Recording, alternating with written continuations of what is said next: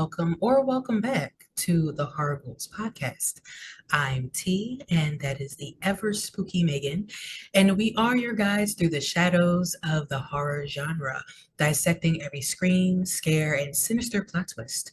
We serve up full synopses and bone-chilling takes on the films that keep you up at night. If you're feeling brave while watching this video on YouTube, be sure to like the video and hit that subscribe button. And please don't forget to follow us on your go-to streaming platform. We release new episodes once a month. So today we are reaching out and gripping the mysterious embalmed hand of the 2023 film Talk to Me. And in this movie, we follow a group of teens who discover that communicating with spirits is as easy as holding a severed hand and uttering the words "talk to me." Uh, so this movie is directed by Danny and Michael Phillippou, who are brothers. They're Australian brothers, and this Australian film was released on July 28th, 2023. It has a runtime of an hour and 35 minutes. So sit tight, we might be here a while.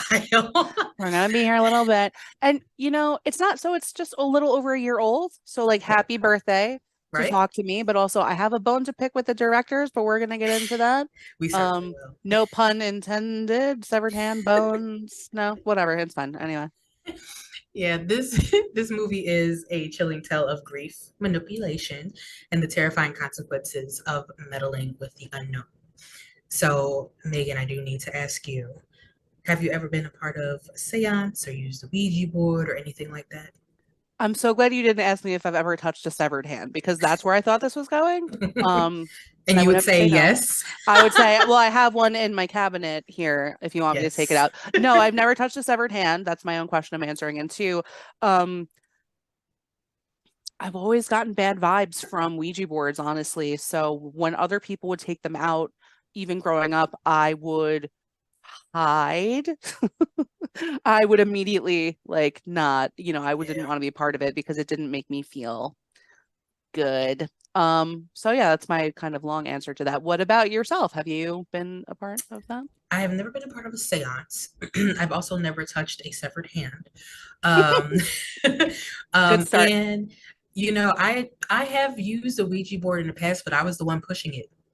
So so I You're like, didn't feel any type way. oh my God, what's happening? You're like, that's so weird. And you're Right? pushing it around. I love Right. that. I love that for But you. I will say in my older years, I do not mess around with that. I feel like as I've grown in my own personal spirituality, I'm like, there are certain things you just shouldn't mess with. And that's probably No, one of them. I don't want to invite anything in. I'm not saying, hey, come talk to me for real. I'm not saying no. that. I didn't even like saying this when I was describing this movie earlier today. I didn't even like saying talk to me. Um, because I'm a type of person, not unlike yourself, where I don't want to open any kind of door to anything because once you do, whatever you believe, you know, it's been found that it's hard to, maybe shut that door again. Right, So, just to play it safe, you know. right. Yeah, you want to be careful with that. Yeah. Well, funny enough, I did find a little tidbit on IMDb. The artist who created the hand for this movie, he finished it, but then he immediately quit the job. And the rumor is that he experienced some very disturbing things on set. So nobody knows exactly why he quit immediately, but he was done. And after he left, they created like five additional hands just in case it broke or whatever. And one of the directors has the original hand. But yeah, I really want to know what happened to this person. I'm Like, interested too. it's giving me Exorcist. It's giving Yes. Poltergeist It's because that's what happens for you retro horror fans out there in my Midwest accent that is not naturally occurring that I just made. Um, those are things that happen on other sets. We can get into those other times when we cover those other movies, but I want to know everything about that. What happens and what did he experience? yeah. Also, even for the director, why would you keep it? Because it's unsettling looking. Well, you funny know. enough, the two brothers, the Phillippou brothers, they have a YouTube channel where they do a lot of horror stuff and they do a lot of special effects and things like that. I Oh. believe, and please correct me if I'm wrong, audience. I believe this might be one of their first actual films, like large films that they created. Oh. They were asked to do a film in the DCEU or whatever it's called, the DC Mhm. universe. I'm a Marvel person, so I'm You're like, like, whatever that other one is. Right. But they were asked to do a movie with that, with them, and they turned it down to do this one. they So, turned it down to work on Dinosaur Hotel, right? From the last. oh man, I still gotta watch that. Oh man, that's what you call a callback, everyone, to the Right? last episode. If you feel so inclined to, I feel like a lot of people skip that one because they just couldn't bear it. I made a pun, because it was about Winnie the Pooh. Yes. It was terrible. But if you're curious about Dinosaur Hotel, go to the end of the last episode and you'll find out a little bit of information. Yes. Anyway, Oh anyway, man, I would so be in a dinosaur hotel.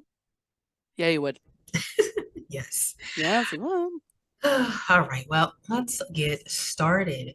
So, this movie begins with a guy named Cole, and he's arriving to a movie. I'm sorry, not a movie. He's starting in the movie, but he's arriving to a party, frantically searching for his brother Duckett.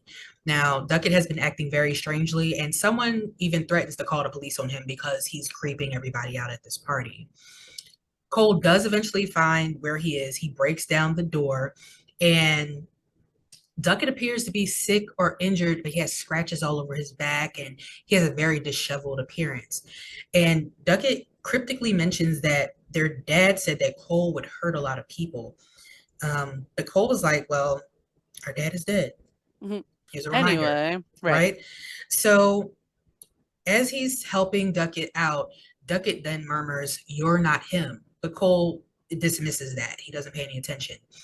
As they make their way through the house, Cole demands that all the other partygoers stop filming because they're clearly like thinking this is a freak show.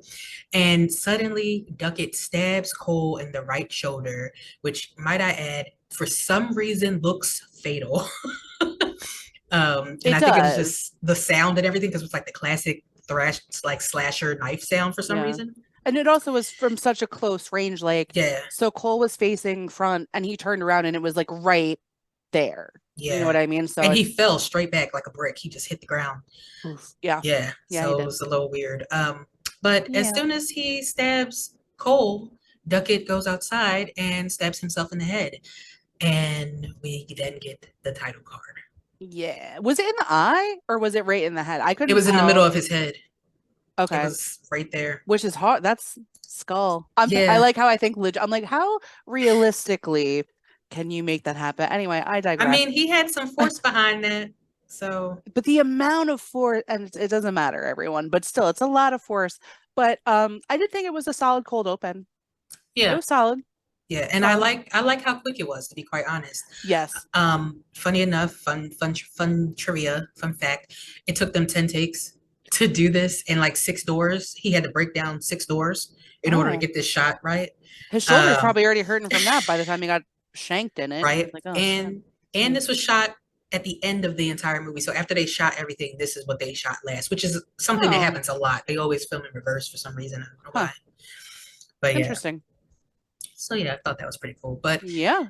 then we get the title card and we move on. So, in the next scene, we meet the film's protagonist, 17-year-old Mia, who is lost in a thought at a remembrance gathering for her mother, Rhea. So, Mia and Rhea, who died 2 years ago. Later, while Mia is washing the dishes, her father, Max, tries to talk to her, but their relationship is strained ever since her mother died. And you can clearly see that. She gets a phone call and she seems frustrated, but it's from someone who needs a ride. So she goes and she actually picks up Riley, who is Mia's best friend's Jay's brother, her little younger brother, Right. after he's been stranded with his friend James.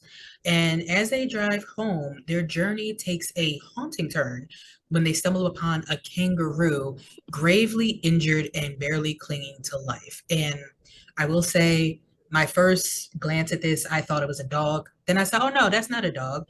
That's a deer. And then I said, oh shoot, Nope. wait a minute. That's a kangaroo? It is a kangaroo. Ew. Yeah.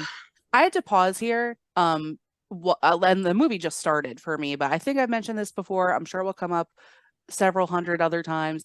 I have a real problem with animal scenes, animal injury, animal death, animal anything. Like if you like Saw, I'm with it. Anything that happens to people, I'm like, they probably deserved it. But animals, it really bothers me. So, for me to get through this scene, um, it was it was tough for me. It wasn't anything like you really saw stuff happening, but it was like you said, gravely injured and like laying in the road, and it wasn't real. Like you could tell it was like some Jim Henson Muppet shit.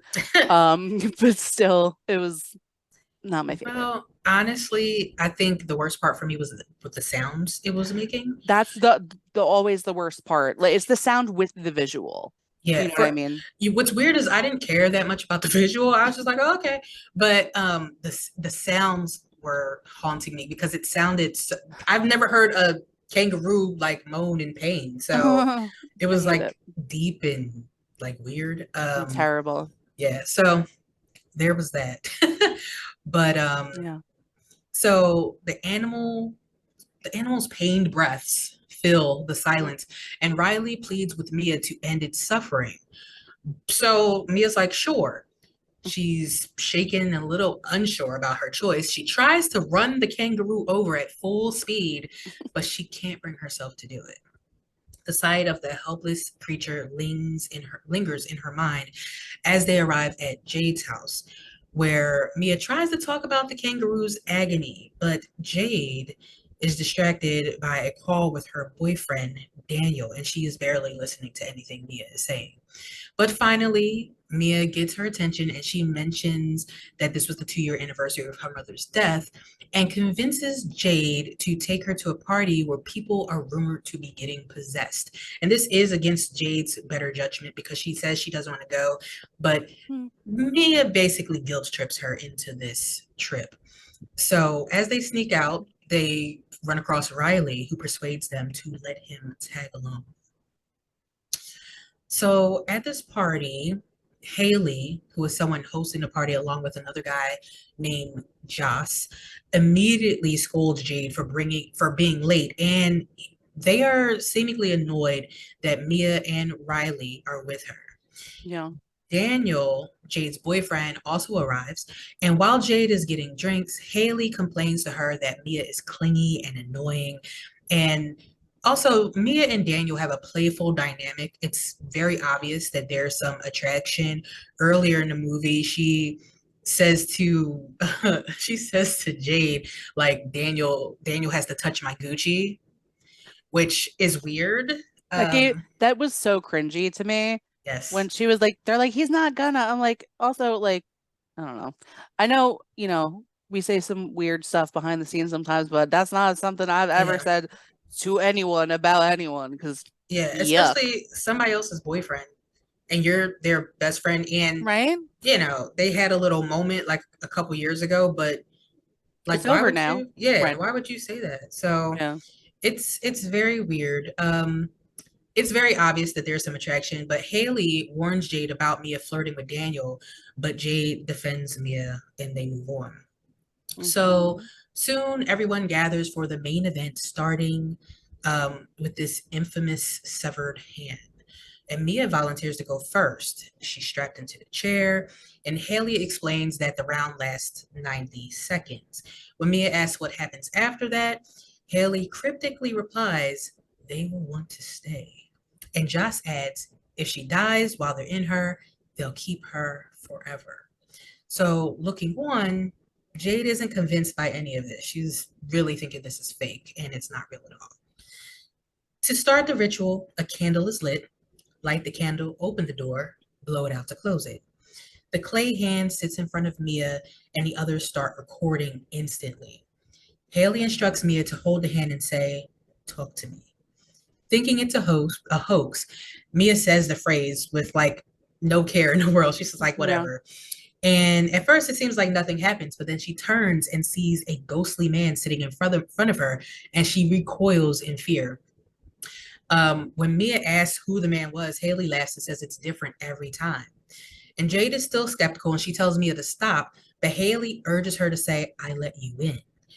Determined to prove this is real, while the crowd chants do it, Mia retakes the hand and says, talk to me. Now, a little callback to our Devil Made Me Do It. There's a Mm. there's a waterlogged corpse of a woman. Yes, there was. Yes, there was.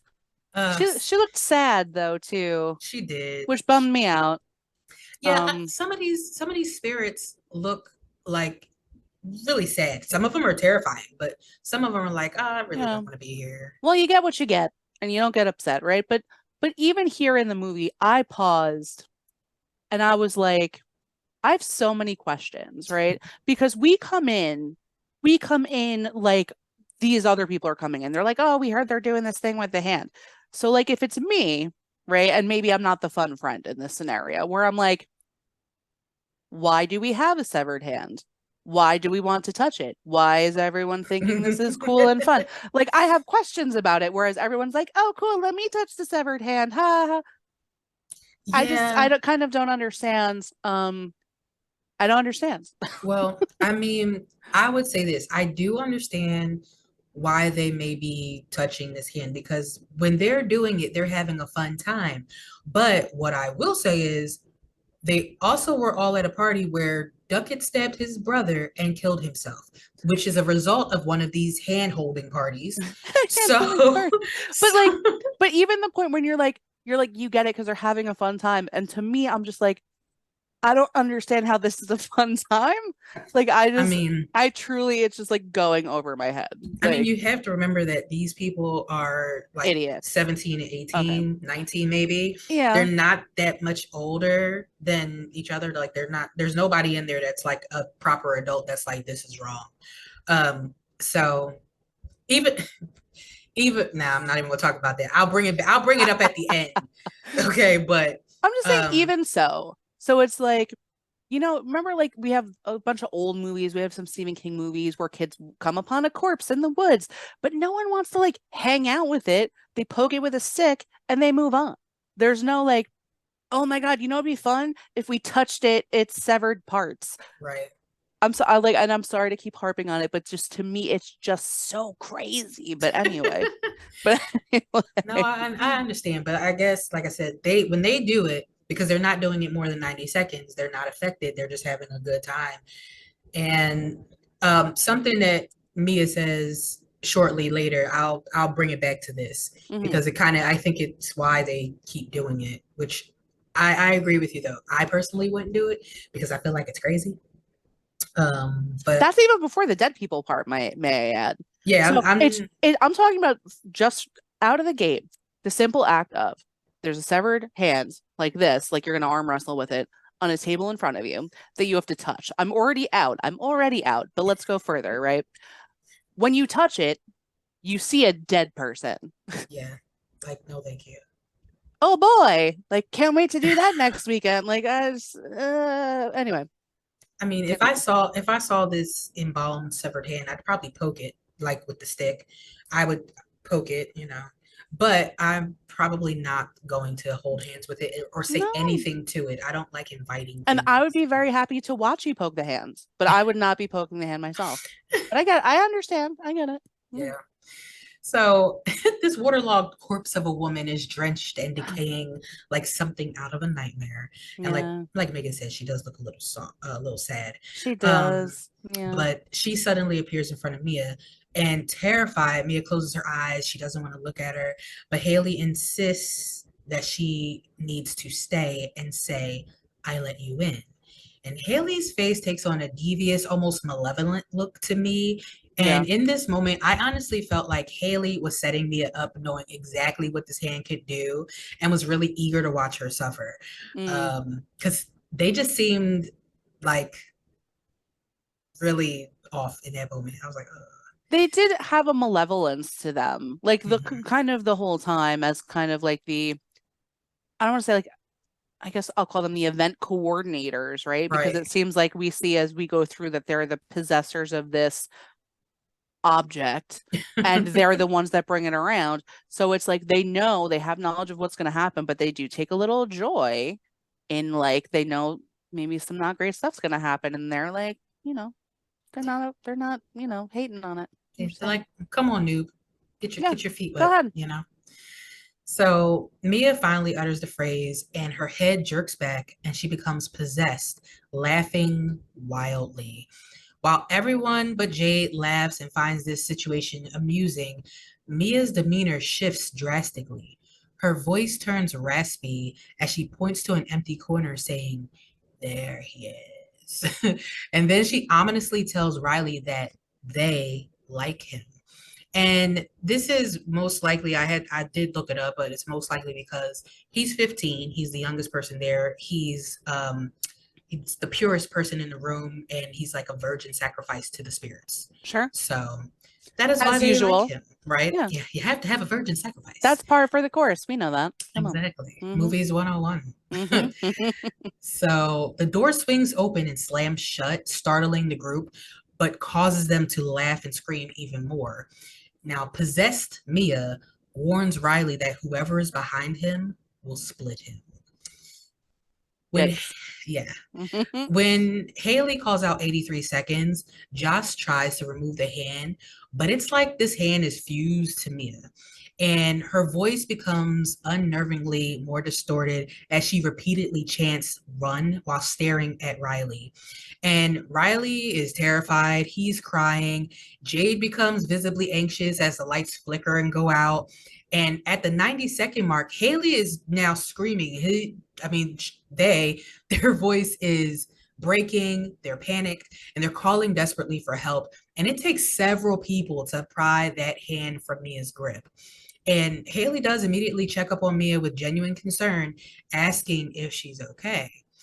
Panting and disoriented, Mia claims that the experience was incredible, while the others, still high on the adrenaline of what they just saw, erupt into wild laughter and cheering. And Haley declares this was the best one they've done so far, seemingly regarding Mia with a newfound respect, as if she's passed some type of unspoken, twisted test.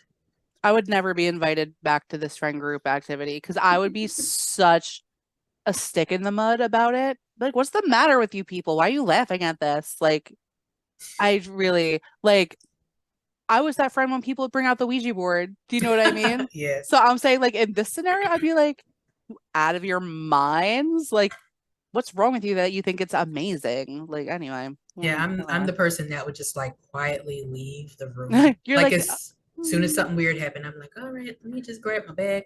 I'm gonna take one of those drinks on my way out. I'm gonna stop at Taco Bell on the way Right. home. It's gonna be a I great night. Yeah. right. I'll see y'all later because this is getting wild. Um, Yeah. so later, back at Riley and Jade's house, Riley is feeling very unnerved and tries to sleep in Jade's room, but she flatly refuses. He moves to the living room where Mia is, and she invites him to stay with her. But something definitely feels off about Mia, as if she's had a subtle personality shift. Because Yeah. in the very beginning, she was clingy and she seemed very mousy, kind of, to herself. But with her friends, she did seem outgoing and bubbly and really like fun. But in this moment, she's just like, well, she's a bee. I don't know how soon I can start cussing in the street. So stop the Whatever. screaming. She's a bee. And then she's like, yeah, it's your house. Come on, bro. Something like that. Like Yeah, yeah. it's very different. Mm-hmm. Um, so as they lie together, Riley admits that he's scared, but he won't be having any nightmares. And Mia does share that she has nightmares. She has one recurring one where her reflection disappears in a mirror, leaving her to feel as if she doesn't exist.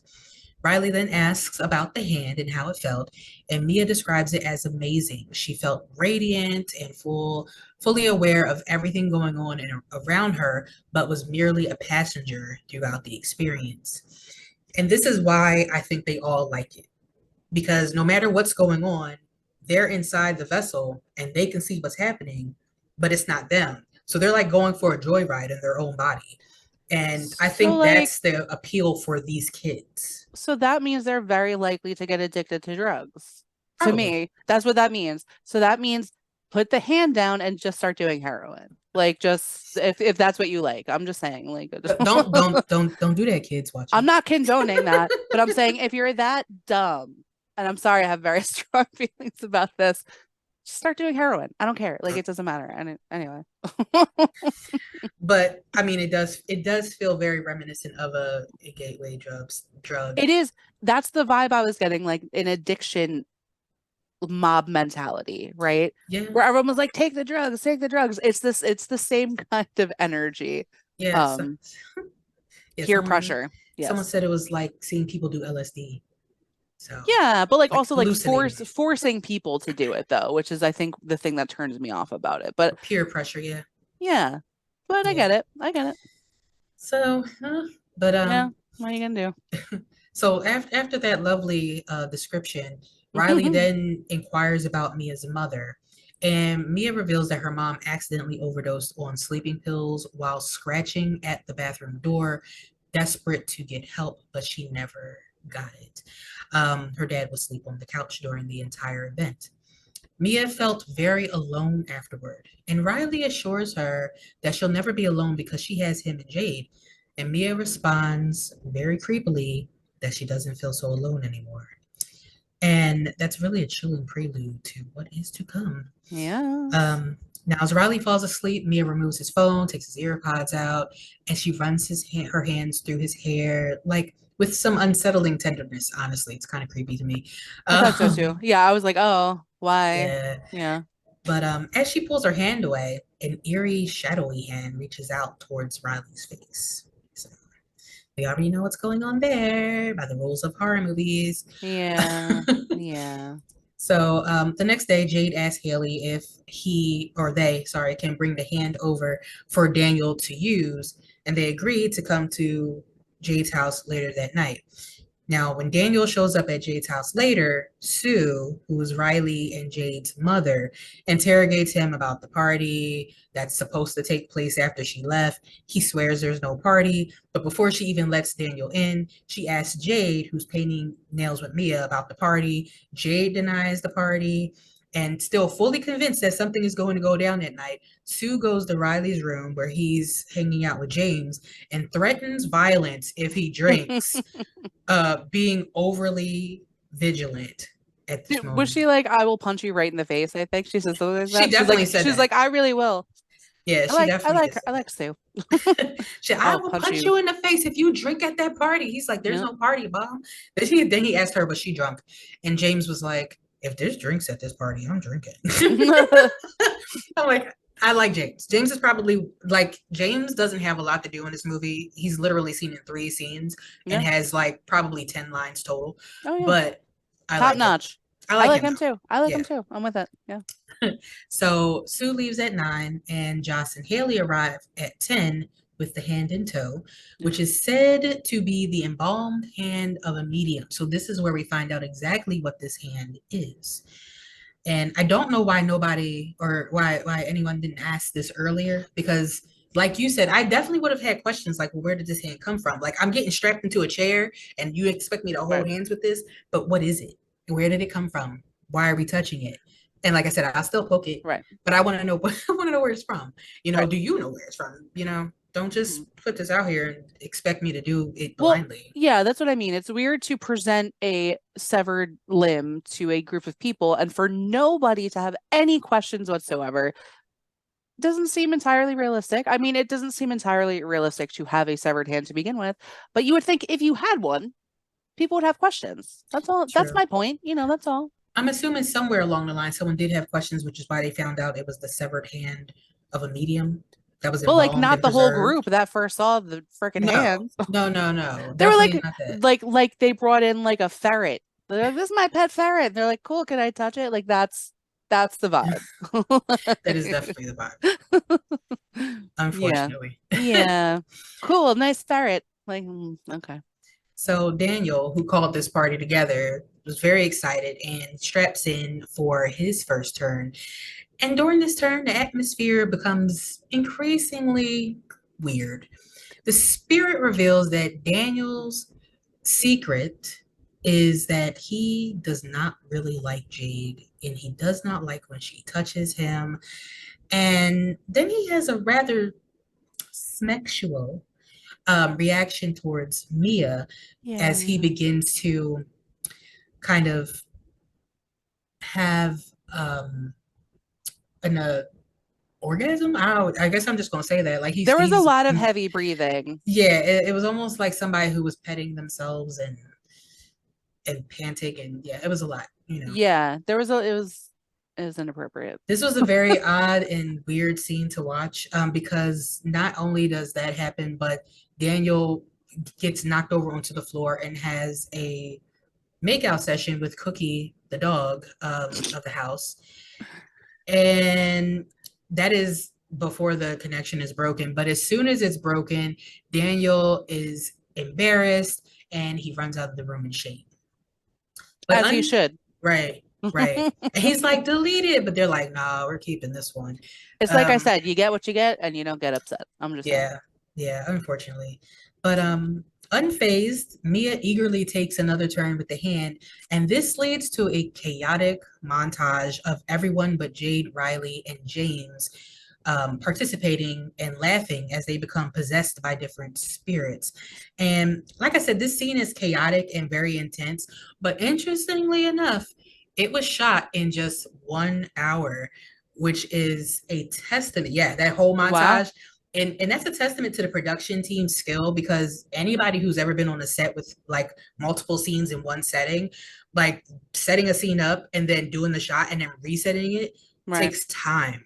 Like it Yeah. takes a lot of time. So it's for them to do it in 1 hour, that's crazy. And also, they only had two cameras for certain days. Like they didn't have it the whole time they were filming this movie. I don't know Huh. how many days they did it, but I don't know if they used the two cameras for this scene in particular. But they had to be very strategic when they were using this. And Oh so yeah. I would assume they used it for this scene since there was so much going on at the same time. That's very interesting. Yeah. Because you wouldn't think watching it. Because it was very chaotic. It was a lot of like things cut together and wow, 1 hour. Yeah. Hmm. Yeah. So Wow. that's crazy. But soon Riley and James both want to turn, but Jade refuses, saying they're 15, they don't need to do it. And Mia steps in, suggesting that maybe they could only do it for 60 seconds since 90 is the cutoff and 60 would ensure that nothing bad happens. Right. Which this leads to tension as Riley accuses Jade of being too preoccupied with Daniel to care about anyone else. So after some heated sibling words, Jade and Daniel storm out of the room. Okay, well, Jade storms out and Daniel follows her. Now, with Jade gone, Riley convinces Mia to let him try it, but she says only 50 seconds. As soon as he says, talk to me, his experience seems different because he Yeah. seems very apprehensive and visibly shaken. But Mia urges him to tell the spirit to let him in. So he does. And the air thickens with sinister energy as Riley's voice, trembling, begins to apologize. And Mia is convinced it's her mother speaking through him because the spirit calls her me, which is something only her mother or a family member would know. So this seemingly tender moment, though, it starts to spiral into horror as Riley's expression contorts. And without warning, he starts slamming his head against the table with terrifying force.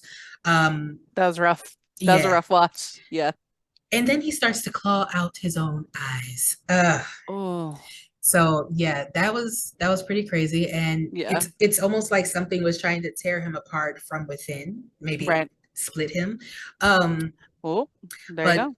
this actor is actually a child, and the scenes were so intense that he had to separate himself from the cast before and after these shots Wow. because they were so like intense for him. So Probably sent him to therapy after. probably, It was really an intense watch. So like I'll say, because I'm messed up, that when I watch movies where there's a lot of violence, so for example, Maxine, which I just saw, had some really good kills that I was smiling about in the movie theater because I'm weird. This was so intense that I was like, oh, like I was like clutching my pearls a little bit, and not in a bad way, but just like it was intense. yeah. Yeah, And yeah. as a girly who loves some blood and gore, I could not really watch it like full on. I Right, you're honestly doing was like kind a of like, yeah, I didn't cover my eyes, but I definitely was like looking down while it was yeah, going on yeah. because I didn't want to just stare at it because like the eye part really bothered me. And they used practical effects for that because they said special effects would be too much. And I think the practical effects did enough. Oh, Um, big time. yeah, like you didn't Because need you could special effects for that. see like the one when he finally like he was touching the eyeball. Like I was like, oh no. Yeah, Yeah, that's not yeah. good. I was like, oh, that's too much. Yeah, it was a lot. Um, so Jade does rush back in the room to see Riley be flung across the room with a force so strong it breaks the window, and he begins banging his head again with sickening thuds. And the room erupts into chaos as everyone tries to pull the possessed relic away from Riley to break this connection. And by this time, it's been 2 minutes. So he's been connected for 2 minutes.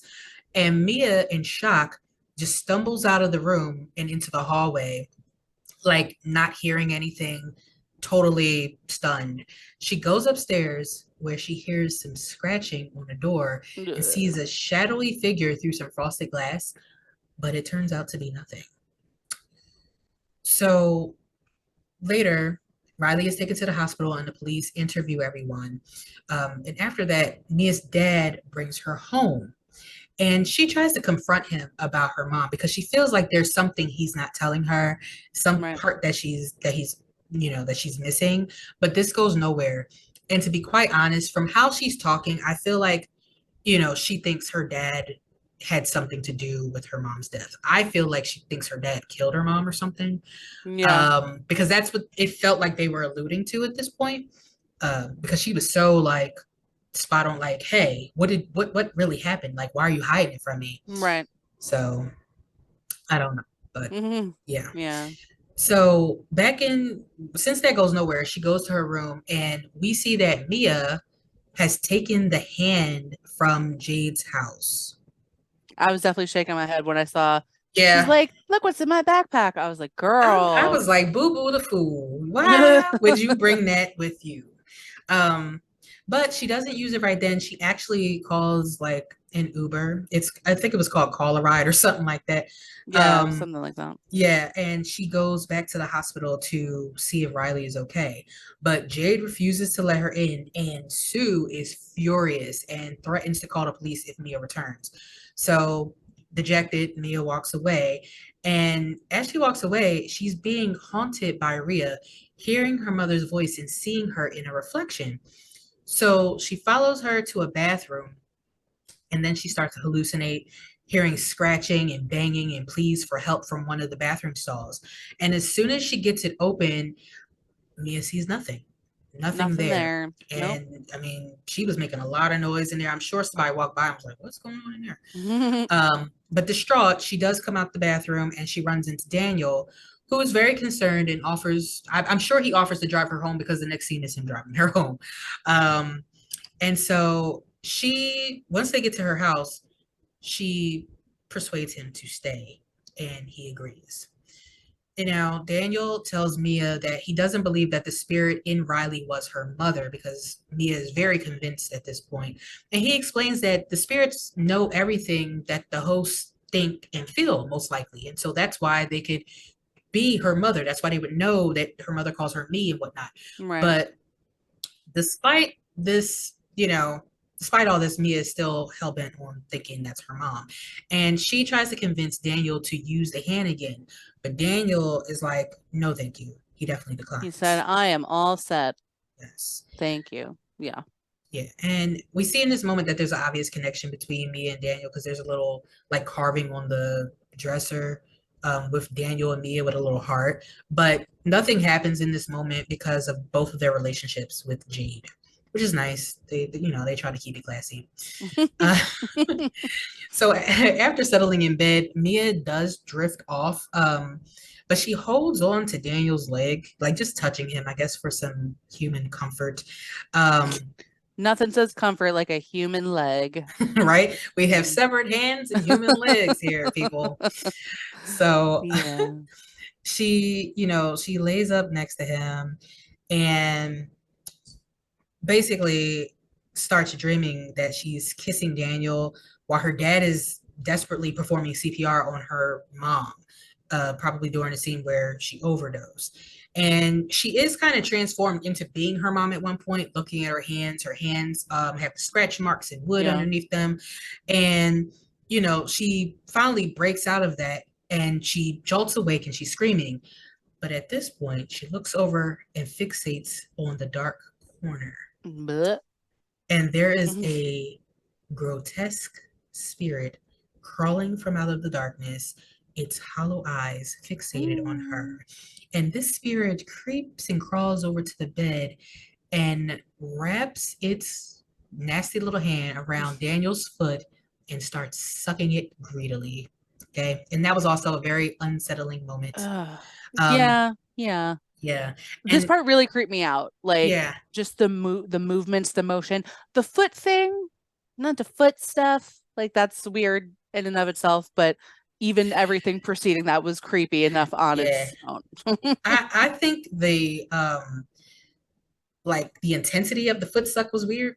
Like that's what was really getting me because it was almost like they were gobbling it up, and I'm just like, Do you think this is like a Tarantino-esque, like the director secretly has a foot fetish and just like wants to get it in there? Maybe. yeah, maybe they took something from Nickelodeon. I don't know, but Maybe. you You know, never know. You never know. I'm not gonna say no names, but don't want to be sued. So, but yeah, so that was weird. And also, if you've ever seen Hereditary, I know you've seen Hereditary. This is very similar to the scene where there's like somebody in the corner, Hereditary, and they come flying out of the corner, out of the darkness. I don't like when they It's do that. yeah, it's a similar shot, so it's Yeah. pretty creepy. But I do like it. I like that it was done. When I say I don't like it, I do I like know. it, You're but I right. don't like it, if Yes, that I makes get sense. You guys know what I it. mean. Like you get it. I trust that you get it. Absolutely. Yes. So while this spirit is sucking Daniel's foot, Mia is like watching and screaming for Daniel to wake up. And when he finally wakes up, he he realizes that this is Mia now, performing this weird act on Daniel's foot. She is the one that's been greedily gobbling up his foot. Going to town Yeah, on getting his foot. all that toe jam between the toes. Ugh. So like baloney slapping against the floor. Uh, okay. Anyway, but so at this point, he's like, "Oh, I'm good. I'm done." And he gets up and leaves out. And now Mia starts completely unraveling and she starts slapping herself violently, which is Yeah, a little crazy. a little bit. Yeah. And so in like a frantic plea, she grabs this hand and begs to see her mother, who does appear. And Mia asks her mom if she unalived herself, and Rhea replied it was not on purpose. Excuse me. And after gaining Mia's trust, the spirit tells her that she needs to help Riley because he's still in danger. Right. So there we go with that. So next scene, we have Mia, Jade, Daniel, Haley, and Joss all together to discuss helping Riley. And it's at this point that Mia reveals she's seen her mother since the last encounter with the hand. And Haley explains that Duckett, who actually originally had the hand, said spirits can imitate people. Now, this is two times that Mia has heard that spirits can imitate people, yet Hmm. yet she's still being stupid. So, She is. And I just want to point out with my weird, not fun friendness that that is the reason that Ouija boards are dangerous and I don't encourage you to use them is because it has been passed down. I don't know if it's lore, I don't know where it came from, right? But you never know who you're really talking to. So I'm just putting that out there for your safety, because I'm not doing it. So I'm just looking out for you all. Just saying. we have to be responsible ghouls, okay? Be responsible for the love of God. That's all we're Yes. saying. Yes. Yeah. Don't Ouija and let a spirit drive, okay? No, don't Okay, do it. don't do You it. gotta be in control. Yes. Hmm. So this, like I said, despite this, Mia's like, nah, that's my mom. But they do decide to find Cole, hoping that he can provide some more insight on how to save Riley. And once they find him, he does tell them that Riley's body will eventually expel the spirits and just to wait it out. But if that's the case, why did his brother kill himself. Like that didn't happen with his brother. So how does he know that the spirits will eventually like it's expel themselves? Right. That's odd. I would love to know where he came up with that theory and Right. how he knows it. Because it Okay. hasn't worked out so far. No. So who knows? But after that, a heated argument erupts between Jade and Mia, with Jade expressing regret over Mia inserting herself into their lives. And clearly hurt by the comment, Mia deflects and just starts suggesting that they need to complete the ritual by blowing out the candle, which they might have missed earlier. Which, if we go back to the scene where Riley is banging his head against the table, they did forget to They did actually blow out forget. the candle. Now, the candle was blown out in the scene, but nobody blew it out. It probably went out by force or something. Yeah, with all Um, the ruckus around, that makes a lot of yeah, sense. yeah, or Wow. it could have been a goof too.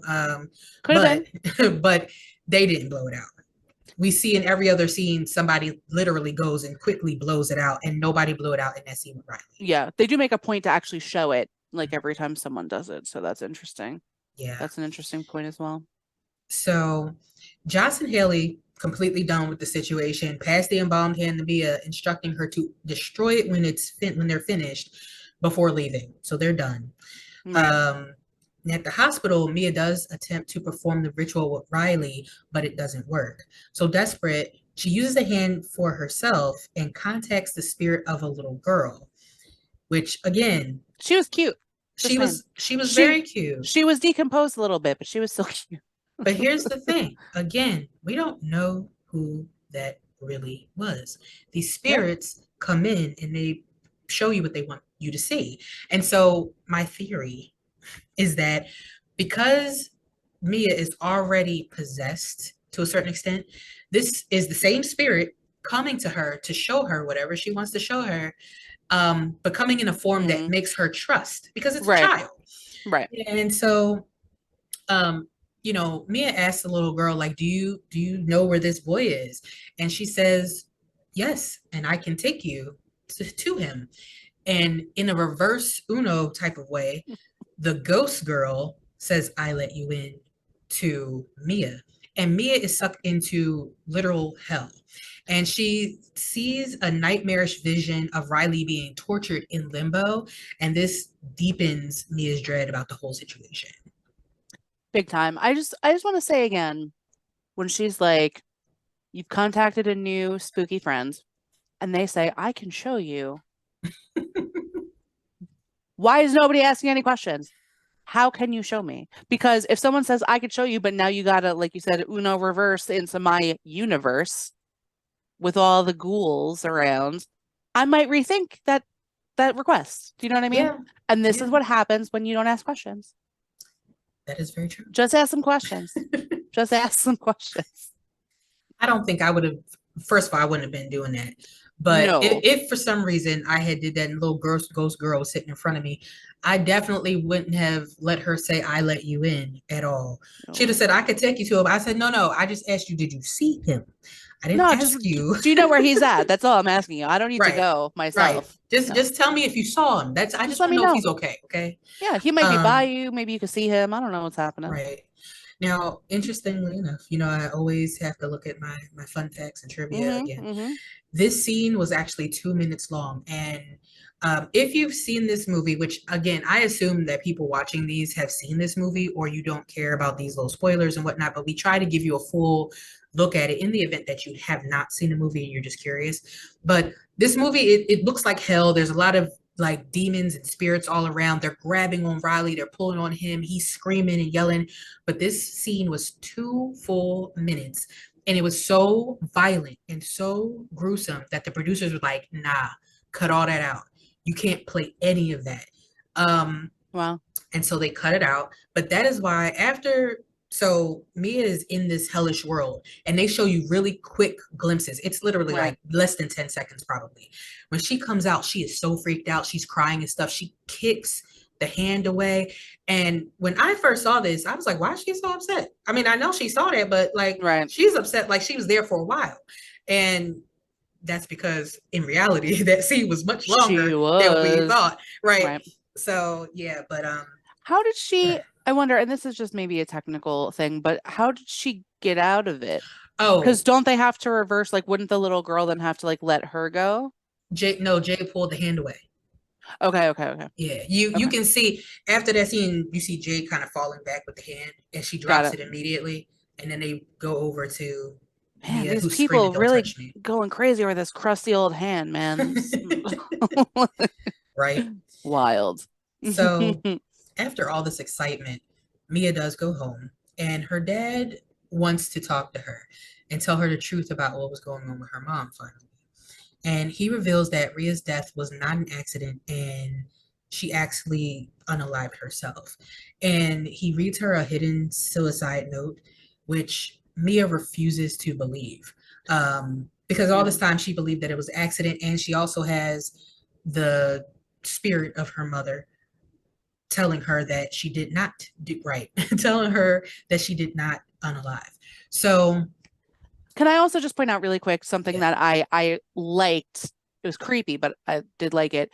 Is that every time her mother, air quotes, shows up, she is increasingly deteriorated. So it was a little cool thing that I liked is that she also started looking like drippy. I'm yeah, like, did she wind up in a pool? Like, where is she at that she's all wet? But the way they did it was cool because every time they showed her, she was progressively more like decomposed.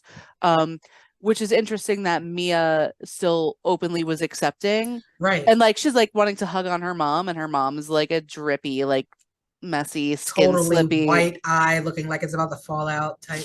Yeah, Yeah, and like all like the you know how they do when they try to show that they do a lot of like black, you know what I mean?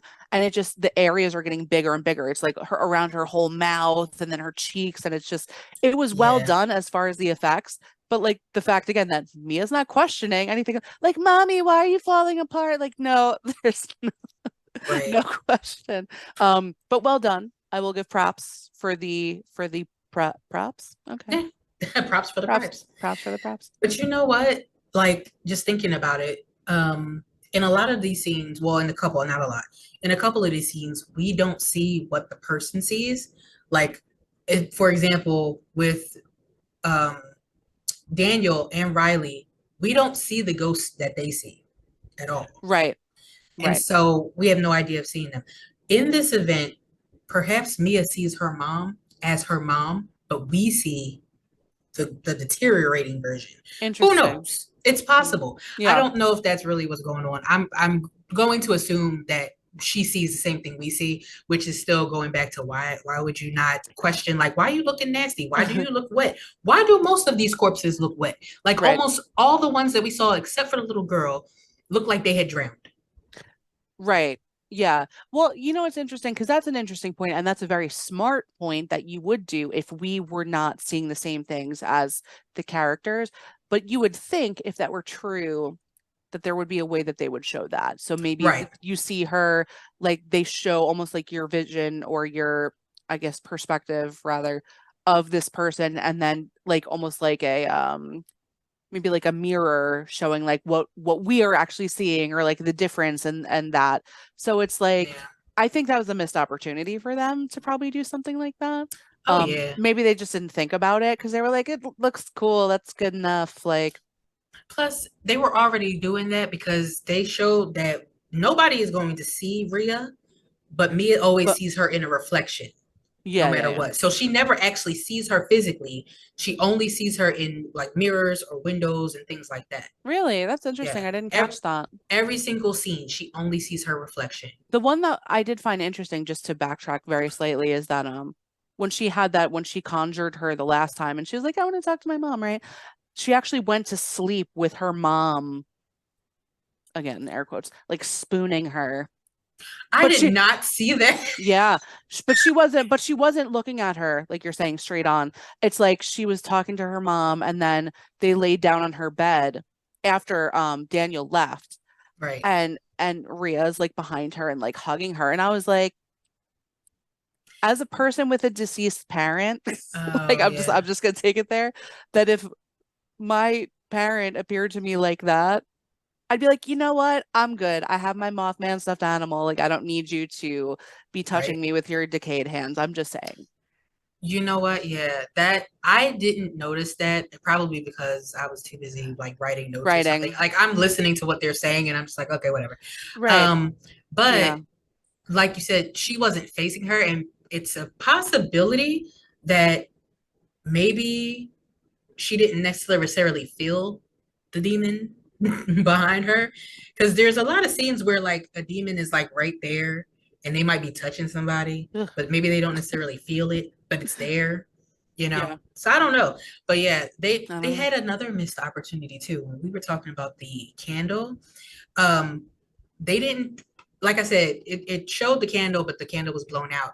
I Hmm. feel like even if they had that scene where the candle was blown out, maybe they could have omitted it. But when Mia is walking away, if they just had the candle lit off to the side, even if it was out of focus, we would still see that that candle was Yeah, burning. I And agree. so, like, per people who are watching on second watches who may not have seen it the first time, or they're watching some way they can rewind, they hear, "Oh, we may not have done it."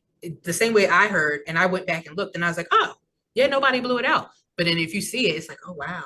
So yeah, there are a few like missed opportunities to really give us some extra, umph Right, in this right. movie. I do have a question with that in mind, but it's going into kind of like the next scene. And it's fine. Um, We're getting ready to go there, so go ahead. I'm not going to beat you to the punch, but we were talking about, um, so Mia, the way that I have my notes is she has trouble accepting like the note, whatever. And then her mom's kind of appearing again around in the background, like you're saying, far away, being like, that's not true, right? Right. So then we kind of find that Mia has kind of sequestered herself in her room, where again she's talking to her mother. I thought, and I might be wrong, I thought she was face to face with her mom in the scene. Am I wrong? No, yeah, she's standing facing a mirror. Her mom is in the reflection of the Is mirror, behind her. right? But the Okay, okay, chair and okay. stuff is behind her, which that to me creeps me out because it means you're literally standing with your back to a ghost, talking to it in a mirror while it's behind you. Like, Oh. no, I don't like stuff being behind me at all. I don't. No, I'm with you. Okay. Yeah, that was just the question I had about. I thought they were face to face, but that makes sense because I was doing the same thing where I was like noting at the same time. So I'm like, Yeah. okay. So like Megan brought us into, Mia is talking to her mother through a reflection, and Rhea is like, "Hey, your dad isn't your dad. He's trying to hurt you." And Mia starts hallucinating, and she thinks that Max is violently banging on her door. Right. But at that moment, while that's happening, Rhea is urging Mia to save Riley and end his suffering by killing him. And Which is saving so, him. right. So, in a panic, Mia is attacked by her own delusions. And now Max, who is in the living room, real Max, hears her screams and he comes and breaks down the door to find her convulsing by herself on the floor. And just as he bends down to help her, she's still trapped in her hallucination. She stabs him in the neck with with some scissors, a pair of scissors. So yeah, She only sure to does. Yeah. only to snap back into reality and realize her horrific mistake. She realizes it immediately as Yeah, well, but I thought the way that they did this was pretty cool because the way they had her kind of like hallucination is that her father, again with air quotes, um, is basically choking her, like he's on top of her, right? And that's why it's so interesting that when he busts in the door and he goes to help her and he leans down, which in her hallucination he's already doing, and that's right. when she nails him. Because he leans in the exact In position. the exact thing, but she does. She's like, "Oh no," like she realizes right away, Yeah. what has happened, unfortunately. Which So, it's always wild to me. Like I'm sure that it actually probably happened, but like, can you imagine like if you're watching this, there's an invisible force throwing her against a armoire or something like she yeah, in this scene when she's fist fighting her delusion, she gets thrown against a wall into like a dresser or something and crashes up against it, which does get the attention of her real dad in the other room. right. So I'm like, did that really happen, or is that part of the delusion, or did she fly through the air with a visible person slamming her? Yeah, Like, that I probably looks really interesting. It makes me kind yeah, of think of there's that scene. Well, there's a few scenes like it, but in the original Nightmare from Elm Street or Nightmare on Elm Street, who am I misquoting that title? Where they have Tina, if you recall, in the bedroom, and she's being like dragged kind of up the ceiling and around the wall. yeah, So to Nancy, who's like running in, is like, what? What? Because that's all she sees, Yes. um, is just her being like smushed around and like, whatever. So it's the Right. same kind of thing. We don't see it that way in this movie, but you have to imagine if someone did walk into that, they'd be like, what is Huh? happening right Right. And now? I would have loved to have seen it that way. Yeah, And, and like even flip back and forth, I would have loved that. But yeah, yeah. So she yeah. still she does that. She stabs her dad. And believing what Rhea told her about Riley, Mia moves on to convince Jade to leave the hospital and asks Sue to give her a few moments alone with Riley. Now, once Sue is out of the room, Mia is horrified to find that Riley has transformed into this old, toothless, decaying spirit. And Mia tries to use the same scissors that she tried to end her dad with. She uses the same scissors to try to end Riley's suffering, but is unable to, which mirrors her earlier failure with the dying kangaroo. She was also unable to put it out of its suffering. I do So, feel like that was a little bit of a weird, like I know I get why they did it. Do you know what I yeah. mean? Oh, So yeah. like the kangaroo instance and then the person, but it's like it just kind of seemed unnecessary almost. Like the whole kangaroo part could have like it didn't have the impact that they wanted it to have. Like I knew what they were going The for. kangaroo in the beginning. Yeah. Do you know Oh, what I mean? Like I'm saying I understand why they tied it together, but it wasn't like as big and deep because it just happened to her and then she moved on with her life. Do you know what I mean? yeah. It didn't haunt her throughout the movie. Well, It just happens. it does show up in the hospital. It does Does show up in it? the house. Yes. Another time In one of or the just during scenes, this part? I think it was during this part when she looks out the door and it's hopping and bleeding, right? Yeah, yeah, that's what I mean. This is the only other time it's brought up. So that's what I mean is Yes. like it seemed like a very kind of weak attempt to connect something that like wasn't super relevant. Like it was, you get what I'm trying to say. Like it's Yeah. relevant, but it's not like we could have just skipped it. I have another reference for you that I'll tell you later when we get to it. But Okay. they do reference it again, and I didn't write it in my notes because I thought it was stupid. But I would say I'm not gonna say it was stupid, but I think that the reference is something that people will not get unless you actually read why this is a reference, which is what I did. And then I went back and looked, and I was like, oh, okay. Right, right. Um, so you know, Meanwhile, Jade arrives at Mia's house. She's looking for Mia, but instead she discovers Max, who is still alive, Thank just goodness. barely, yeah, He's and there. He bleeding. is okay. Yeah. Right. So she urgently calls her mom to warn her that Mia is dangerous before rushing back to the hospital, just in time to see Mia pushing Riley in a wheelchair towards the highway. Now, at this point, the spirit that's moonlighting as her mom appears behind her, and this is the most grotesque she looks. She's Her very face is drippy. black, she's Yeah. drippy, there's like that tar stuff going on with her mouth. She looks gross. In fact, funny enough, right after this movie ends, the the like preview for Rise of Evil Dead or something, Evil Dead Rise comes up, Yeah, and yeah. she almost looks like the poster Yeah. from Evil Dead Rise, which is so funny because I was like, ew. I did watch that this last year as well. We already know about me that I'm a purist for things, so when the reboots come up, I get a little apprehensive, but I did wind up watching it. And there's no Bruce Campbell, so I do want to say I'm disappointed. But anyway, yes, the face was well It's done. similar.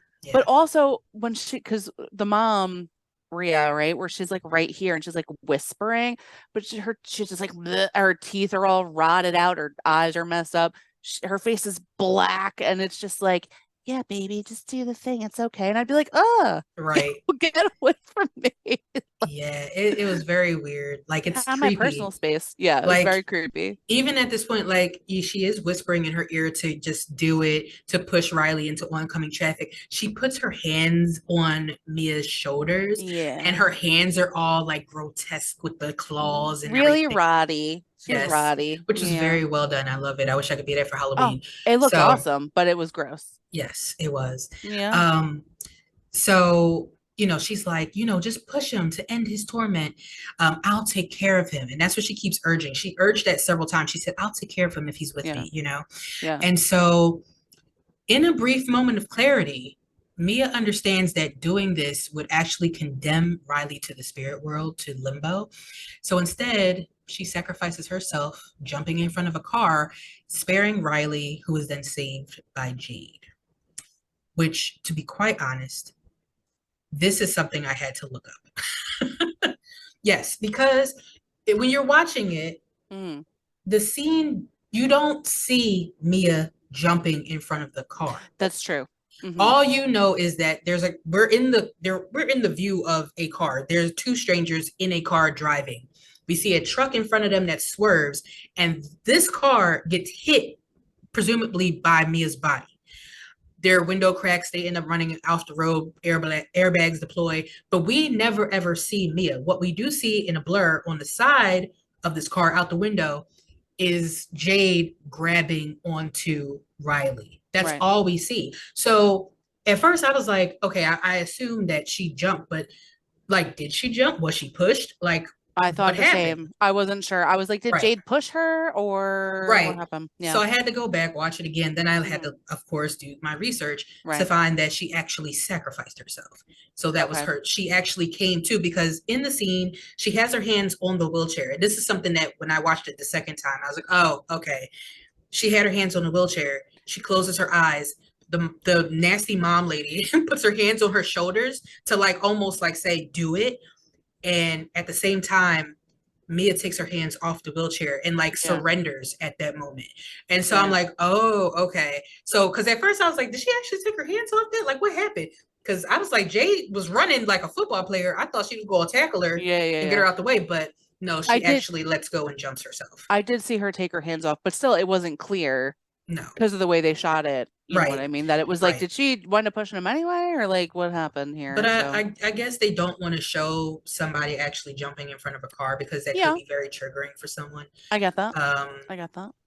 so, and And I'm sorry, the censors don't like that, yeah, you we know. should probably should have had a trigger warning in the beginning of this. Sorry. Note to put it in the description. Put it on YouTube. The Trigger trigger warning warning. for these, themes. But this is the scene I was referring to where they're bringing a callback to the kangaroo.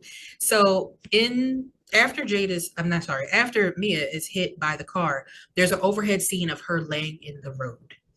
And if you go back to the beginning in the where you see the kangaroo, there's an overhead shot of the kangaroo laying in the same exact position. Okay. Now, nobody would have known this. Nobody thought about that. I Mm. happened to read it in passing and said, Um, "Really?" And then went back to look and I said, "Oh, yeah, okay. I didn't notice that. That went right over my head. So Yeah." And I mean, it doesn't hit. Like there's a lot of things that just like you said just don't hit, but you know.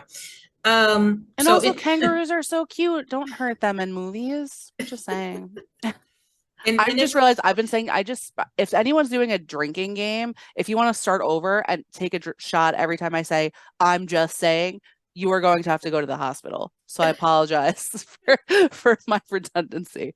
Please continue. I'm just saying in me saying so. So, You're going to be so bombed. Start this right, episode over. Yes. right. So in the aftermath, we see Mia. She's visibly injured, laying on the road, like I said, and she actually starts to move and get up as a Mhm. crowd gathers, asking if anyone witnessed what happened. There's murmurs and stuff, and she does see Jade cradling Riley before she suddenly finds herself transported back to the hospital, where we see Riley is actually fully healed and surrounded by his family, and she spots her father, alive and well, walking towards an elevator. But no matter how fast she tries to go to reach him and calls after him, the distance only grows between them. Mhm. And as she turns, a chill runs down her spine because there's a mirror, but her reflection is gone, which that cold, odd realization settles in that her And worst now she's a fear vampire. No, I'm just kidding. that her worst fear has come true because Right. she's now been forgotten as if she didn't exist, like in her recurring dream, even by those she loved the most. So desperation gnaws at her as she races towards her father, still begging him not to leave her alone. But the elevator doors close, sealing her fate. Mia is consumed by darkness, the world around her dissolving into an endless void. The strike of a match is heard and echoes through the emptiness, and a faint flickering light appears as a candle is lit, and the glow is barely holding back the shadows. Drawn to the light like a moth, Mia moves forward and finds a man sitting with his hands extended in a silent, eerie invitation. She reaches out, and the chilling truth hits her. She has become the summoned spirit on the other side of the embalmed hand, her fate now entwined with the twisted game she once played. And that concludes the movie. Talk to me. Yes. I liked the ends. I did like the ends. Yes. I thought that was shot well. I appreciated it. Is that it basically was the illumination, right? Is that she almost has almost like tunnel vision, where it's this group of people, I think they're from Greece. Yes. They are Yeah. speaking Greek. Yep. And the guy's like, talk to me. And also the hand that's extended that she sees is not any kind of embalmed hand. So they It's the now have the man. embalmed hand, right? It's the Yeah. man. And then the person says on the other side, he says, I let you in. And And I she was looks like, petrified because she's like, she's like, oh no. she's like, oh shit. Um, I really like the end. I did really like the end. I felt like the middle got real messy. I feel like a lot of stuff didn't hit. Um, Well, wait. I'm waiting. Before I'm just saying. before you give all your full Shot, take a shot. thoughts, Yes. let me give you a quick look at this movie's very impressive stats. So I'm ready. this movie had a budget of 4.5 million, and Talk to Me made a staggering 92 million worldwide, making it the third highest grossing film in A24's history. Really? Wow. Yes, Wow. it is fifth on the US charts for A24, but Mm-hmm. it's third worldwide. Huh. Um, and I forget the other two, but Hereditary is always right under Talk to Me, so it made more than Hereditary. It also made more than um What? it made more than Lady Bird. It made more than um what's the other one? Midsummer. It made more than The Wow. Whale. It made more than a lot of movies that I would think would have made more. Based on the Yeah. cast even, you know? Yeah. No, I Yeah. get that. Uh Um, you know, I'll say this. I saw this as a trailer in the theater when I was going to see something else. I was intrigued by the trailer. The movie I got was not what I expected from the trailer, is what I'll say. So, if it made a lot of money, I'm gonna go ahead and guess that many of you who have seen it thought it was going to be a little different based on the trailer. well, that's possible, but I'm just saying, funny enough, take a shot. Yes. the movie did get 92 million worldwide. It got 48.3 million in the US and Canada by itself. Wow. And this movie has gotten over 20 awards, including Best Film, Best Horror Film, Best Lead Actress, Best Director, Best Screenplay. Um, and this because this movie is made in Australia, they're getting Australian awards and they're getting film festival awards. But as of like 2024, they're still getting awards for Best Picture. Wow. This movie has scored 94% on Rotten Tomatoes, 7.1 out of 10 on IMDb, a B plus on Cinema Score, and 76% on Metacritic, with critics overwhelmingly saying that this is a great movie, with Huh. only a few people saying that they missed the mark in some places, but saying it's a mid-tier movie. Um, and as of August 2023, a short prequel focusing on Duckett's backstory has been filmed. It was filmed before this movie was shot, and it's set for future release. And because of the success of this movie, the directors have also started working on a sequel. So I'm interested. Like the prequel, I'm like, oh, interested. Do you know what I mean? Right. Um, it's not that it was a bad movie. Yeah, It just, tell me what you think about it now, it though. just didn't get there for me. And I thought it would be different. Like, and maybe this could just be a personal thing, you guys. Like I was talking about the Ouija board thing and how I would never, and how like blasé they were about touching a dead hand because like as a spooky girl, as spooky as I am, I have such great respect for death. That sounds weird. For human, do you know what I mean? For like the Right. human condition and transition and how you treat people once they've passed like their bodies and such. So all of that, I know it's not a real thing. I know that, but I'm just saying like those things kind of were like, oh, like this give me a little bit of like the ick because that's not, it kind of goes against um things that I believe. But like I said, you suspend your belief or your disbelief or whatever.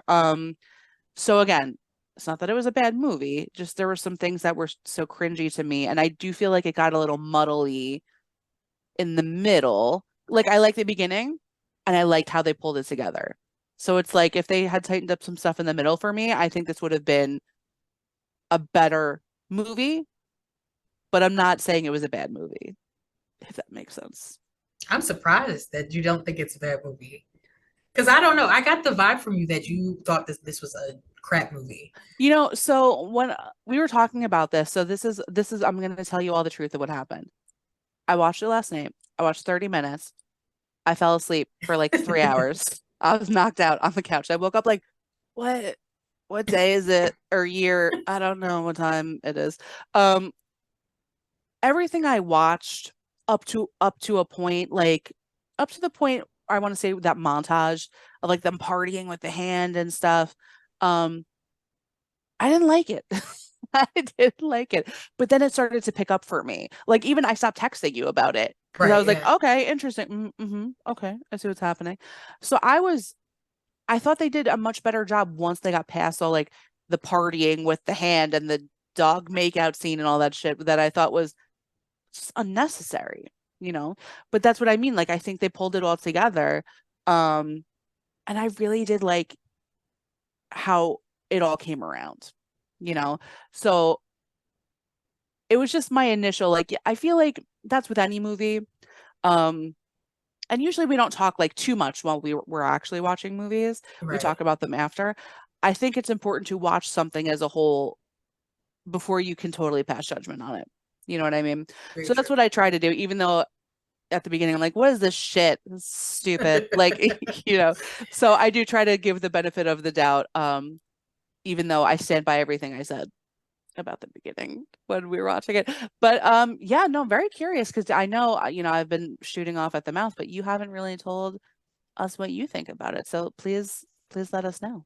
Yeah, so to be quite honest, and I did mention this to you before, this movie didn't digest with me right away. Mm, Like for whatever reason, it was very surface. Like I had watched it, I watched it Friday, um, and we usually watch movies on Friday. We usually film on Saturdays. Today is actually a Sunday when we were filming. So Saturday, I was able to kind of like think about it, start doing scripting for this and everything. And I still hadn't felt it. Like it really didn't sink in until right. like today when I was rewatching parts and like tidying up the script and everything. Yeah. And I feel like this movie was all over the place. It felt very chaotic for Yeah. me, and not saying that it's bad. I will say by and large I am not a fan of A24 movies. Like I probably like a handful of them, but I overwhelmingly do not like A24 style of movies, Right. and this being no different. But I can appreciate the cinematography. I do appreciate Mm-hmm. how the practical effects. I do like where they took the story at the end, Yeah. though I almost felt like the ending was deserved, but it felt hollow to me. Yes. Because I feel like it was just jarring. It was like we went from kill him, kill him, kill him to talk to me, you know? Yeah. Yeah. I agree with that. So yeah, and so I didn't think the movie was horrible, but I went into this almost completely blind. I had seen the preview once last year and said I'm not going to read anything about it or say anything about it until I actually watched the movie. And so that was my first time actually seeing it in full. Yeah. Yeah. And I don't know, I just it falls a little short for me. I did not dislike it. I probably would not watch it again. Yes. But I do think as far as like giving me the creep factor, it did. I do think some scenes were very gross. Like yeah, the dog Yeah. scene and Oh. you know, that scene in particular, the dog scene really was a bit over the top because it lasted too long. Yeah. I It feel went on like for too long. yeah, it Yeah. was like a full 10 seconds of them French kissing. And I'm just like, and like mouth open, tongue, full tongue and Yeah. everything, like ooh la la French kissing. And I'm just like, wow, this is too much. Yeah. 2, 3 seconds, okay, we get the point, but 10 full seconds. Um, Yeah. so yeah, I'm just kind of meh on this movie. I get But that. how many bloody axes are we giving this? Like, so I'm gonna think on that for just 1 second. While I'm doing that, I do want to say I want to clarify. When I say I like the beginning, I mean the cold open. Yes, I figured that. I The thought that. everything that happened from after the credits to almost the end was messy for me. So I just want to clarify because that does you kind of made that point and I made it less eloquently. So just for just for those clarity purposes, I'm gonna go ahead because I agree with you. I wouldn't watch it again, but it wasn't bad. I want to give it like a 6.5 bloody axes, I want to say. Um just for story purposes, there's so many other things that were good about it, you know, but just it got too messy. It was too chaotic, like you said. But the effects were good. Um, so yeah, I'm gonna say 6.5. I do have a question, but give yours first and then I'll ask you the question after. Okay. How many So bloody axes on our scale? initially I was gonna say five. Yeah, But I had to think because as I was thinking five, I was thinking about those stats that I gave you. And I said, like it's critically acclaimed. It's won over 20 awards. It was nominated like for right, 55. It made all this money and stuff. It has such a high score and so many people praised it. And I'm like, what are they seeing? right. Um, and then I had to think, one thing that I do appreciate about this, it's original. We Yeah, don't get original stories anymore. We get a lot of remakes. We get a lot of formulaic movies where it yeah, follows the same crap that we've seen over and over again. Think teenage D list type movies. yep.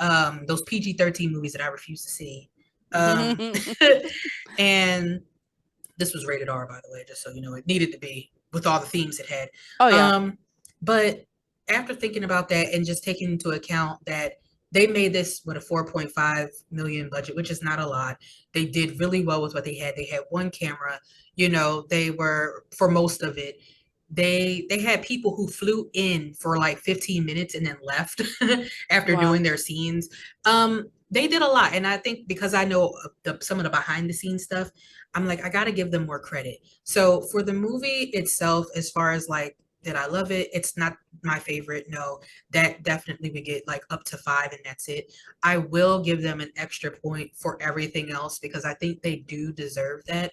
yeah, Because I think they did a really good job of considering it was their first movie. This was the actress, Mia. This was her very first feature film, like as being a lead, and she yeah. won awards for being best lead. I think she did a great job. I think The the effort was cast, there. yeah, like they Yeah, did really good. The brother Riley, he did an amazing job. I yeah. think overall, most of these characters, most of the people outside of like a handful, did a really good job. So yeah, I'm gonna give it six. Okay, I like that. I think that's fair. My question for you that I actually meant to ask a few minutes ago, but I forgot. When you talk about awards, this movie won a lot of awards. Are they exclusively Australian awards? Are they mixed? Are they like getting like what other awards if They any? they are mixed, but they were like some film festival ones. I did not see anything that I recognized necessarily for like Nothing like American US awards. based. Okay. Right. All of it seemed to be like international or Australian, which was still like one of the Australians' highest honors.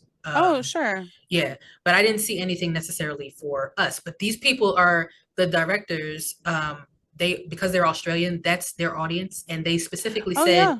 like we only want to make Australian movies, and so I'm sure that they're not really worried about what it does over here, considering their And focus respect for is, that. Do your thing and don't care what other people think about it. I get it. right.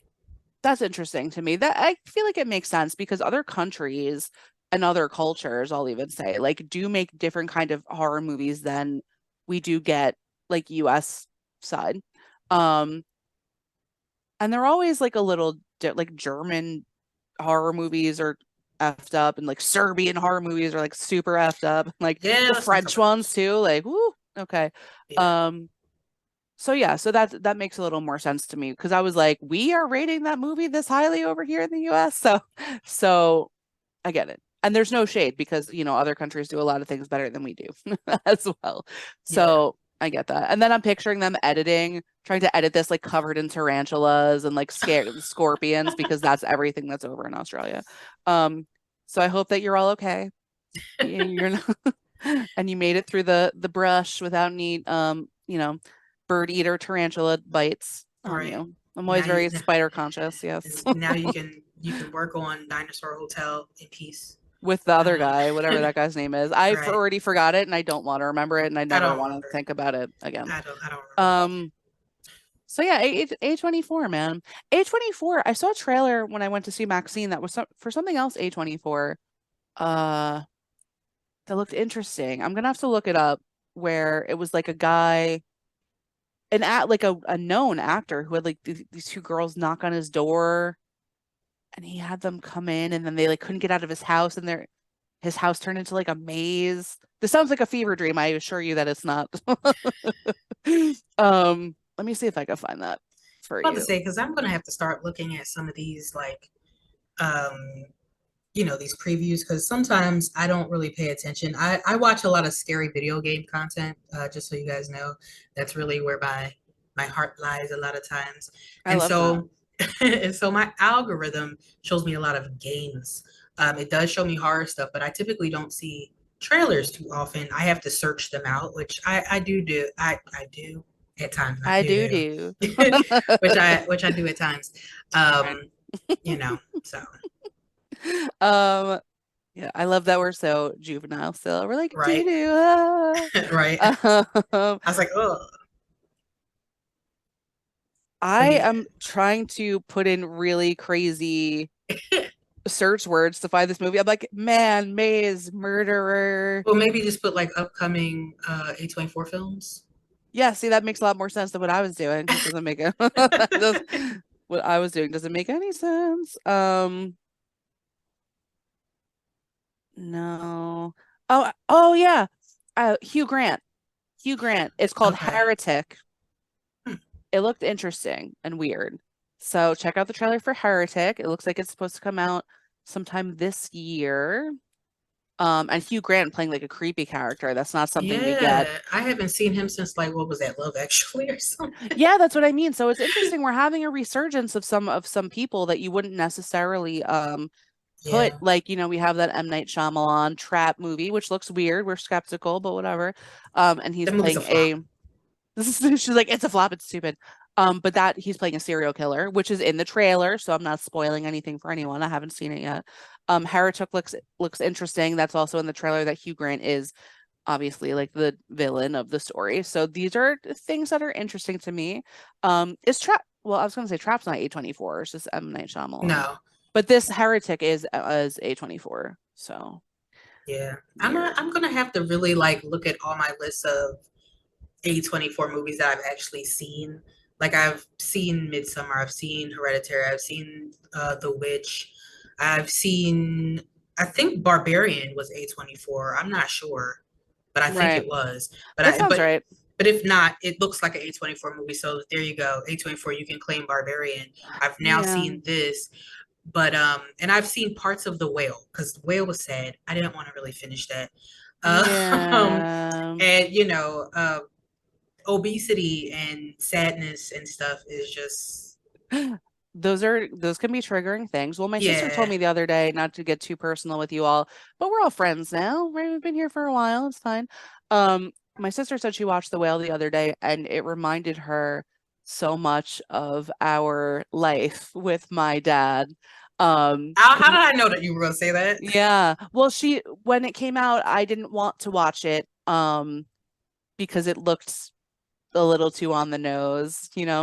Um, but yeah, she did say that the other day, and I was like, okay. Like, I feel like one day I'd like to watch it. I know it was a massive success. I love Brendan Fraser. I love him. Like, I love him. I've always loved him.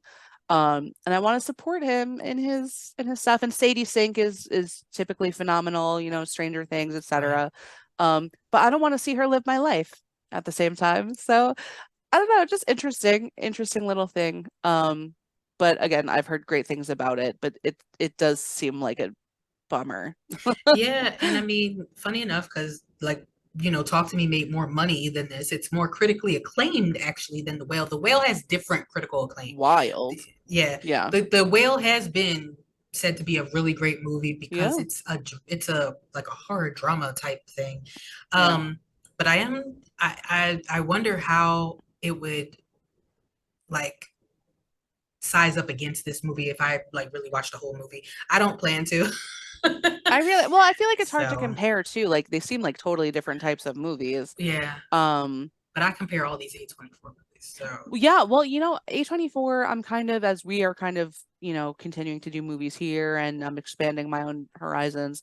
Um, I'm watching more and more A24 movies and they don't really it's not my favorite thing. Like, but I'm trying to grow with them. Like I'm hoping that maybe like there's gonna be the one that I'm like, oh, they knocked it down in the park. But like I think I said this last time. I don't remember. I'm gonna just say it again. So on a lot of I definitely said this to you. I window shop on the apps sometimes, like the dating apps, whatever. And there's horror related things in my apps, and multiple men have said, "Oh, Hereditary is the scariest movie of all time." And I'm like, "Oh, we can't hang out. Like, we can't. Like, if that's the scariest movie you've ever seen, like, we're never gonna make it in my world. Like, yeah, you know." But I was gonna the say scariest movie ever, no. Like I was gonna ever. say Hereditary is probably the best A24 movie I've seen, to be quite honest. It's good. It's a good Um, movie. It's a good yeah, movie. But the yeah. scariest movie ever?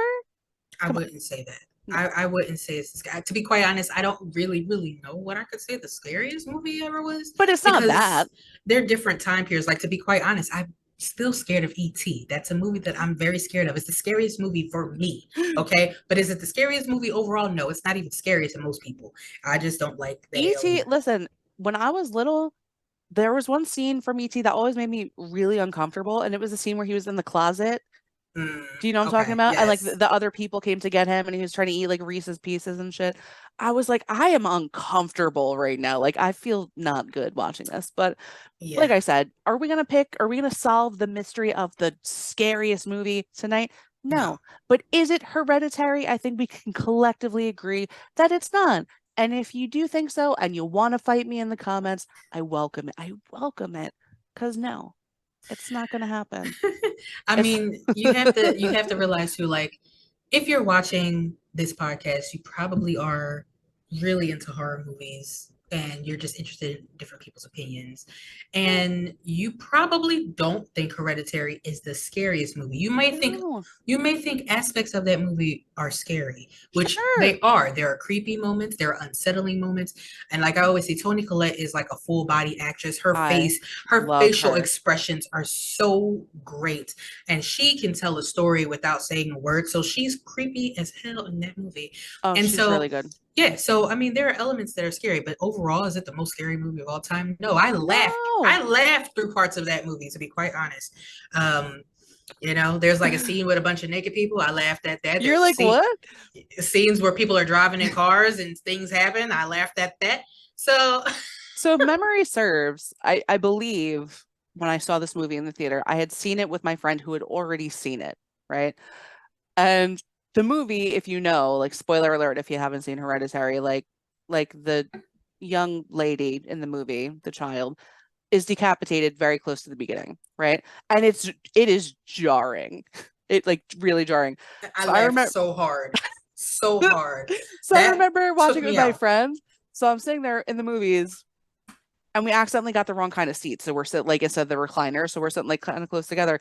And her head gets popped off. And I was just like, looked right at him. I was like, oop, like what? And I didn't laugh, but I was like, oh my, oh my, that's how it starts? Right. My God, that's a lot. Oh man, And he was so just like, good. yeah, yeah, that's that. But yeah, no, like I said, and like you're saying, it's a good movie, but the scariest movie ever? Is there shock value? Yes. Is it unsettling? Absolutely, but it's not the scariest movie. Yeah. Um, I won't hear of it. I will die on the hill of it's not the scariest movie. Um, I would rather people say it's the most unsettling movie they've seen. I would take that. I would honestly take unsettling, but not scary. Because a lot yeah. of things are unsettling. To be honest, Talk to Me was unsettling for me. Yeah. So it's unsettling, but it's not the scariest movie I've seen. No, when I was growing up, because it was still kind of like controlled horror movie accounting. And Arachnophobia, as we know, is so far the scariest movie I've watched for this. But I blocked it out because of the trauma of watching it the first time, so I didn't recall. Halloween was the scariest movie for me when I was growing up because, and I still feel this way, um, it could really happen. Like not the part where he keeps like dying and coming back, but I'm saying the part about someone who's just like psychotic, who's like stalking someone and trying to kill them, and they're like really strong and they don't speak and whatever. All of those things could really happen. So for me as a kid, like 15 years old, making my dad Right. rent Halloween 1978 or whatever, I think it's 1978, I was like, "Oh shit, this is scary." And it was scarier to me than your Nightmare on Elm Street. It was scarier to me than your Friday the 13th because those were more supernatural based and they had campier effects, which I love. We know I love a campy effect. I Yes. love it. I love anything with puppets, anything like that. But Halloween felt like it could be real, so that scared the crap out of me. But like I said, that was before my brain became an even darker and twisted place. So we're gonna revisit. We're gonna have to look into that more as we go. What do we think the scariest movie is? Yeah, because like I can't say because as you guys may know or remember, I didn't watch any of these movies as a child. I didn't start watching any of these horror movies until I was an adult. Right. So I had a much different feel about them. But because I was raised Catholic, I was baptized. I went through the Catholic Church. I was very, very integrated into that church. Yeah. And they instilled the fear of a lot of things in me. Seeing movies, which I still love, they're probably one of my favorite genres. Anything that deals with exorcisms and things like that are scary to me Yeah. because for me, those are things that could happen. Yeah, Because no. exorcisms really happen, they really do perform them. And, seeing stuff like that creeps me out. So, you know, I I think can't say what's haunting the scariest though. movies, I think haunting movies for me. So not far, it's like adjacent to yours, do you know what I mean? Um, those are scary too, but that's gonna be our journey, you guys. We're gonna help you find, and you're gonna help us find the scariest movie. And we're not going to Serbia for it because that's too messed up and we're all gonna have trauma and we're all gonna need therapy. Those movies are banned. Yes. Martyrs was very scary. I might have brought that up before. Martyrs Yes. was very scary. Did you see that one? I Did you watch believe the actual French version with subtitles? no. But I Oh, do know about that one. oh my God. It's It's very similar scary. to what was it called? Oh my God. Not happy games. Silly games, crazy games. Oh my God. It's the movie where like the people it was made in a different country. It might be French too, but they made it also Okay. in America. But the French version or the foreign version was like so much more crazy. So Yeah. yeah, and there's another movie that they just remade in America. That was also a movie that was made in another country with subtitles that I saw the original, and it's crazy to the point where I don't even want to see the American version because I don't think Yeah. it's going to be great. But Yeah. yeah, I feel you. I think it's funny kind of growing up in not to drag it, you guys. Funny Sorry if you Games. I'm tuned out. sorry, that movie was Funny Games. Funny games. Okay. I have to Yes. look into that because I'm very curious. But Yeah. I think it's interesting. It's like when you grow up with, so my dad, as we mentioned, and not only let me, made me watch terrifying movies, right? But like out and out scary, right? But like my mom, more mellow, way more chill, but would still be renting haunted, scary, messed up movies. And I was just like, what are we watching for movie night? She's like, The Others. And I'm like, okay. And then I was like, oh my God, what's happening? So it's both of their faults, is really the long story short of that. It's both of your faults. I'm like this. And thank you very much. Yeah, this was not a thing I found by myself, guys. This is a very deliberate path that everyone set me on. So thanks for that. Yeah. Um, but yeah, so we're gonna find it. Keep sending your movie recommendations. You know, we say this every time, but we have a list going. We want to keep it going because we want to give you what you want. We have stuff filtered in there as well. I know that you asked this time for us to do this one because you were like very intrigued, and I had honestly forgotten about it. So thank you for reminding me so we could watch this masterpiece coming in at Yes. 6 and 6.5 bloody axes on the rating scale. A real masterpiece. Maybe next time we could find something that's like an 8. Have we gotten anything Perhaps. that's high yet? I don't think we have. I think we did. I think we did. Was it Winnie the Pooh? No, I think it was arachnophobia, actually. Oh It might have been God. arachnophobia. At Which least I will arachnophobia for me was high. Um, it was it's a good movie, but in my head I can still hear and see the plunking of the spiders into those canisters. yeah, It haunts me. So watch Arachnophobia, everyone. yeah, Watch it. Go back and watch it. Watch this movie if you want. If you don't want, go yeah. watch Winnie the Pooh, Blood and Honey. I don't know what to tell you. That was trash. Hot trash. Just saying. Take a shot. That's the last shot that I got for you. Do we have any final thoughts? Anything you want to add before we get the hell out of here? I'm gonna wrap it up. Do you have anything else? I don't. I've said enough, and I might have even said too much at some points. So I'm good. All right. Well, with all of that said, thank you for tuning into another episode of the Horror Ghouls podcast. We hope you enjoyed the show. And if you have any spooky theories, thoughts, or movies you'd like for us to discuss, let us know on YouTube, Facebook, or Instagram at the Horror Ghouls. And don't forget to follow and subscribe for more thrilling analyses and unsettling discussions. We're gonna unsettle you. We love to do it. Yes. So All until right. until next time, stay spooky, keep the darkness close, and steer clear of any haunted, embalmed hands that you might come across at a party. Good advice. That's Yes. good. All right. See you next time. Bye. Bye.